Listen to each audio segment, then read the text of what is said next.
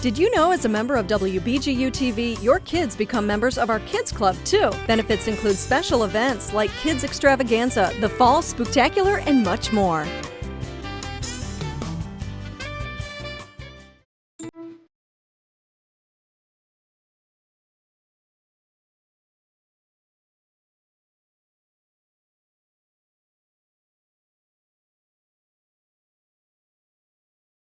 Bay Lighthouse. It was built in 1897 for about $8,000, and it was in operation till 1965 when the Lighthouse Commission decommissioned it. I'm amazed. I'm out here quite often, and the people that travel all over the United States to look at lighthouses.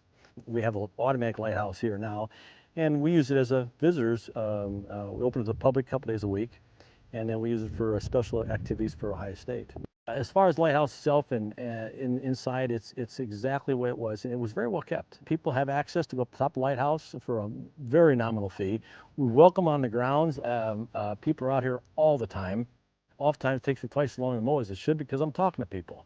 I've been out here for the last half hour, probably talked to 30 people and visited with them and told them a little about Lake Erie as well as the lighthouse itself.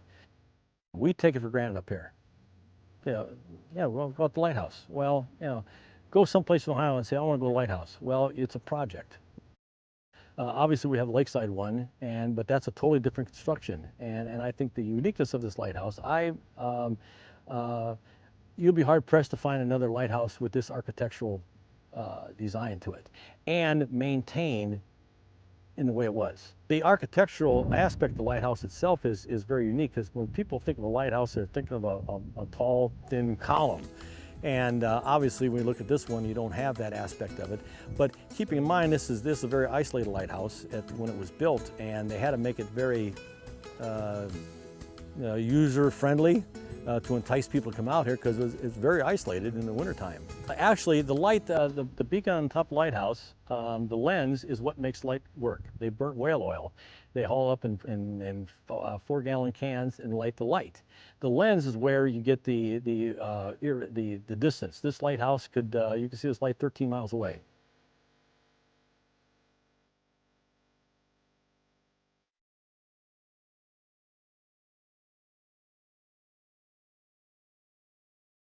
Lake Erie is the smallest of the Great Lakes. We also have more shipwrecks than the other Great Lakes combined. It's unique from the other large bodies of water because of the shallowness of it, and it gets rough real quick, real fast. Most lighthouses are built on a very narrow peninsula or out in a harbor. This one, we've got a great location for the island. Also, it was a location for ice rescues. And they would coordinate the light at this with the light at Green Island or the light someplace else and get their figure out where they're at. And then they know that they can stay in this navigational channel. And without some point of reference, in this case, a light, good luck. You're going down. We're so used to GPSs now today, and I can pinpoint myself with my cell phone for crying out loud anymore. At that time, when the lighthouses were put into commission across the United States, the Great Lakes in particular, they played a very important role because they didn't know where they were all the time. A cloudy day, you can't use the stars to navigate. You have to use these points of reference. Don't need them anymore.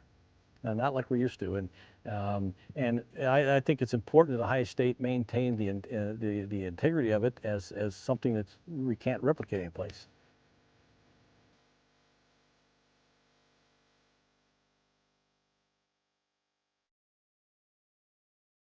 Scenic Stops is brought to you by WBGU-TV. Support great local programming by giving now at wbgu.org/pledge.